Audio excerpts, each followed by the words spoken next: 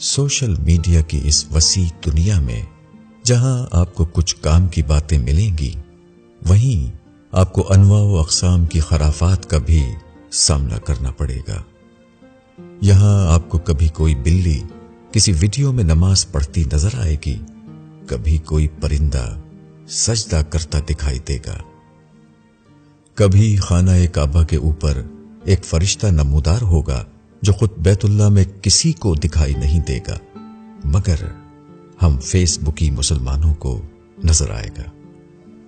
کبھی Michael Jackson زین بیکا کی آواز میں مشہور انگریزی حمد سے تھینکس ٹو اللہ گا رہا ہوگا اور سب اندھا دھن سبحان اللہ کہہ رہے ہوں گے۔ یہیں کہیں کسی پوسٹ میں آپ کو حضرت عائشہ رضی اللہ عنہا کی سلائی مشین بھی دکھائی دے گی۔ کیا کہا؟ نہیں نظر آئی؟ ارے بھائی سبحان اللہ اور ماشاء اللہ کے کمنٹس ہٹا کر دیکھیں، یہیں کہیں پائی جائے گی۔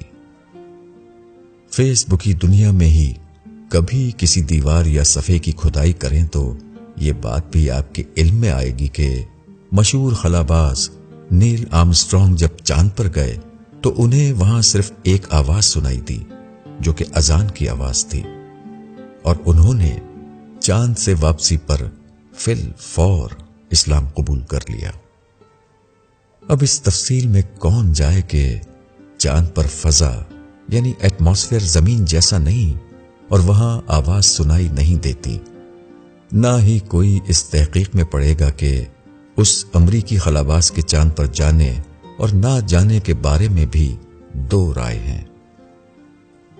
کبھی بدھوں کے عظیم رہنما دلائی لاما ہمارے حضور پاک صلی اللہ علیہ وسلم کی عظمت کا اعتراف کرتے ہیں اور کہتے ہیں کہ اسلام امن کا دین ہے، تو ہم اپنا ذہنی توازن کھو بیٹھتے ہیں اور کہتے ہیں کہ اس ویڈیو کو اتنا شیئر کرو کہ تمام مسلمانوں کو اس بات کا یقین ہو جائے۔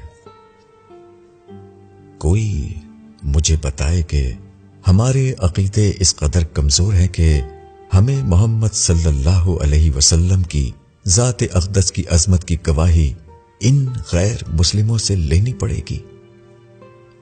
یہیں آپ کو سچے اور پکے مسلم بھائیوں کی طرف سے پیش کی گئی وہ پوسٹ بھی نظر آئے گی جو آپ نے آگے شیئر نہ کی تو آپ دائرہ اسلام سے خارج ہو جائیں گے، اور اگر ماشاءاللہ اور سبحان اللہ نہ کہا گیا تو آپ دنیا کے سب سے بڑے کنجوس کہلائے جائیں گے۔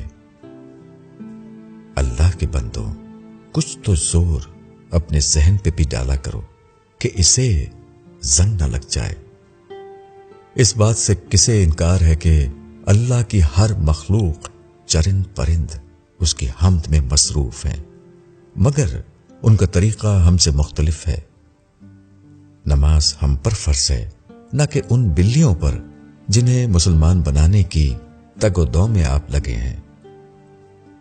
کسی چیز کو شیئر کرنے یا نہ کرنے سے لوگ کافر ہونے لگے تو ہو گیا کام، ہم تو دائرہ اسلام سے خارج قرار پائیں گے۔ پھر ضرورت اس امر کی ہے کہ اندھی تقلید کرنے کے بجائے کسی بھی چیز پر یقین اور شیئر کرنے سے پہلے اس بات کا یقینی بنا لیا جائے کہ آیا یہ سچ ہے یا اس کی کوئی حیثیت ہے بھی کہ نہیں۔